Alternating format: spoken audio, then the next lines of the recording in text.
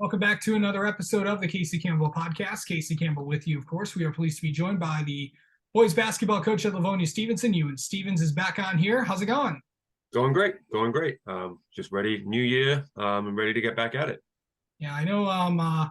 It is obviously we saw. Obviously, I was at the Novi game, but it is obviously you're on a two-game losing streak right now, and that's just some things have happened. But overall, I know you guys have been dealing with a lot. With obviously you were missing two players, but overall, where do you guys think you're at right now? I think we're in a good spot. Obviously, the last two games we felt kind of got out of our hands a little bit, and we didn't perform how we wanted to. But going into getting ready for conference play, it puts us in a good position. So they've seen where we're at, and if we don't play what we need to, if we don't play our Stevenson way, we're not going to be successful. So I think it's a good learning experience for everybody involved to make sure that we understand that we've got to do our fundamental skill sets, and we've got to play the Stevenson basketball. And we didn't do that in the last two games, or at least a game and a half. Yeah. So let's of course are those two players back? I know that you guys have been dealing with the sick bug too. So Lucas is back today. Isaac still is not back, so we're sort of pushing his position around a little bit, trying to find that guard role a little bit. But we'll be able to. We've got enough players that will step up and fill that role, so we're confident that that'll be not a problem come Wednesday. And of course, you've got some players on your team, and you got a lot of guys, and you got a lot of depth too throughout there. Of course, and you're lucky because some of those players are back next year. Obviously, with like players like Dylan and Mark, what have those guys kind of meant to that team, to this team, and kind of just picking everybody up? Yeah, they've meant a lot. They're probably two of our hardest workers that we have in the program. They are the definition of gym rats. They're in there all the time, before practice, after practice.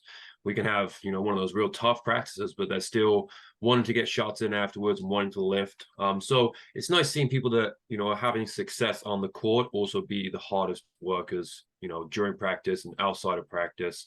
And they carry themselves the correct way. So they're just big parts of our program. They sort of define what we want to see out of our young men. So that's important to us. And it's nice that they are seeing some success on the court because of the hard work they put in.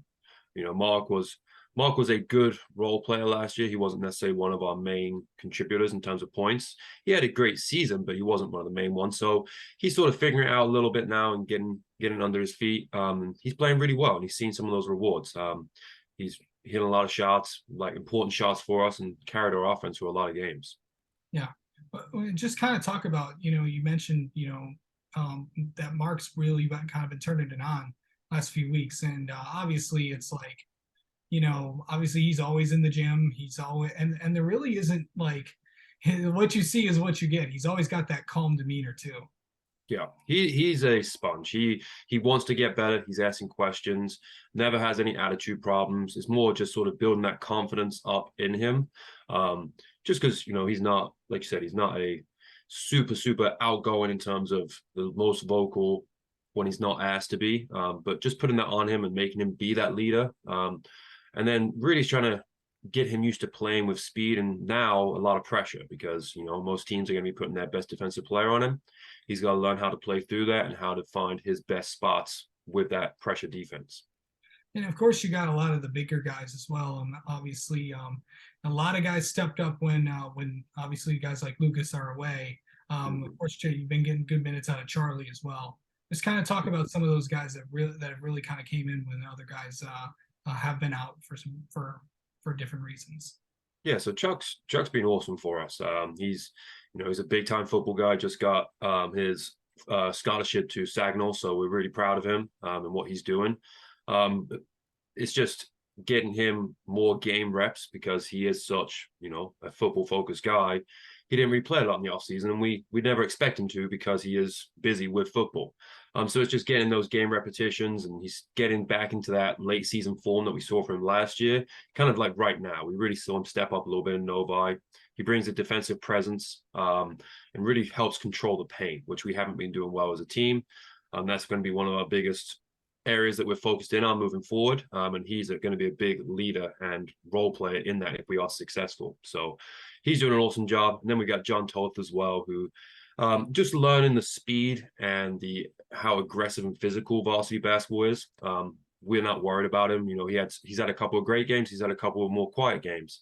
But we're very confident that he's going to put the work in and build on what he's done so far. So we're very happy with them. You know, the results haven't been where we want them to be, but we know that we have a team that wants to come in and just work hard every single day.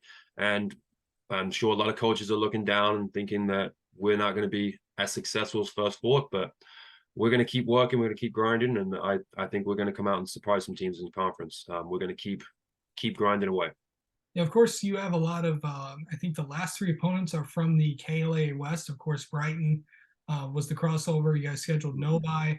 And then, of course, with this next opponent in Salem, yes. What was that like to, you know, schedule a bunch of teams from the other side of the division? Because those are some tough teams. And Salem is, you know, of course, a very senior-heavy team.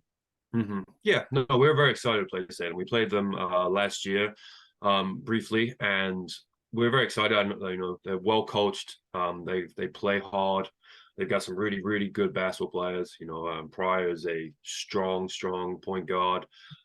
Peters, you know, they just got a lot of strength and positions that, you know, if you don't play the right way, they can hurt you. But we want those games coming into conference play when we get into the east side of it, because we know that, you know, we roll out with Franklin, and it's only going to get tougher. So we know that we need to schedule teams that play that similar sort of style, but are going to push us and make us a better team. Because come Friday, we know that we're going to get 100% and the best version of Franklin that they can put out. And that's going to be a very, very competitive and strong team.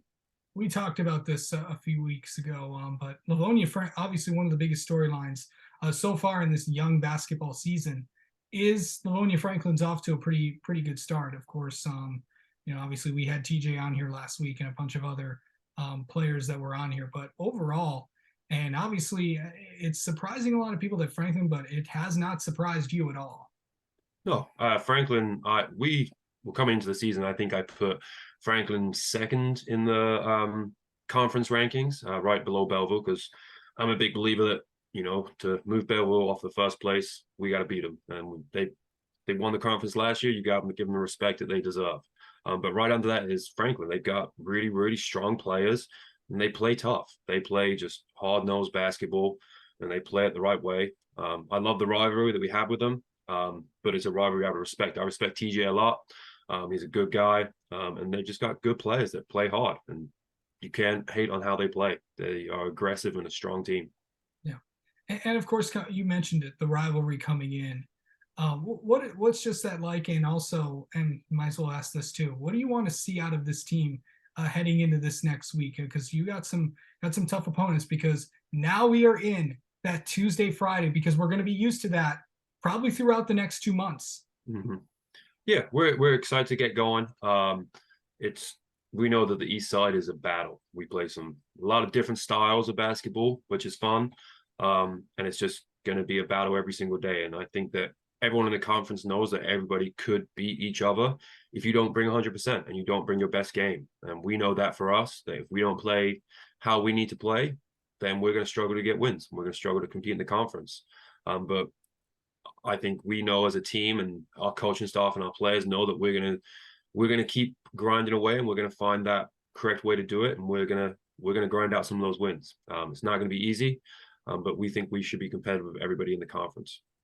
We haven't necessarily shown that in the last couple of games, but we'll be ready. All right. You and Stevens, thank you so much for coming on and talking with us, and best of luck against Salem and Franklin this week. Awesome. Thank you so much.